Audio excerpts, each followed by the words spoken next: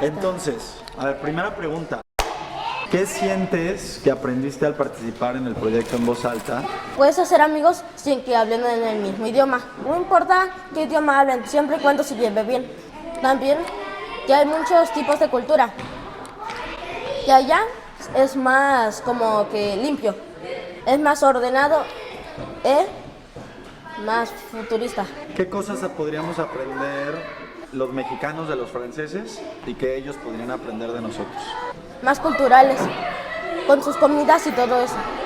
Es que porque aquí en México preparamos comidas, aunque de otros países, ¿Qué podríamos aprender nosotros de ellos? que tenemos que ser más ordenados, de no tirar basura y respetar más. ¿A ti te gustaría involucrarte en actividades en tu colonia y así? Sí. ¿Qué cosas te gustaría cambiar en tu colonia? Que no te gusten cómo funcionan, que te gustaría intentar cambiarlas. Lo principal, que no haya tanta basura, porque tiramos basura sin respetar al medio ambiente. ¿Qué ideas tienes? Lo mejor sería poner un bote de basura ahí por las colonias, nada más ahí por afuera de la casa o alguna parte donde vayan a tirar la basura en un lugar específico, un contenedor grande. Los trabajadores recojan la basura del contenedor y la echan en el camión. ¿Cuáles fueron los valores que se promovieron en el CCPD? Que todos tenemos que trabajar, no siempre podemos depender de alguna persona, sino que todos tenemos que hacer lo nuestro.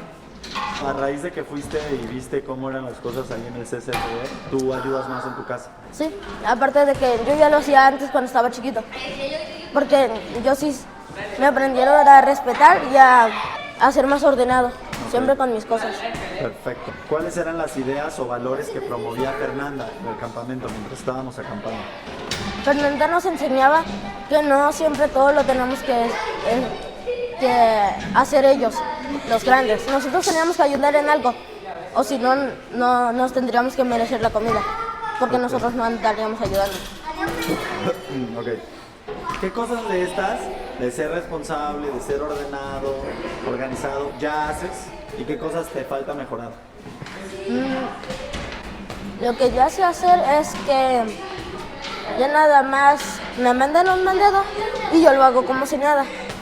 Pero también dice que no esté tanto con el celular porque mis ojos se gastan.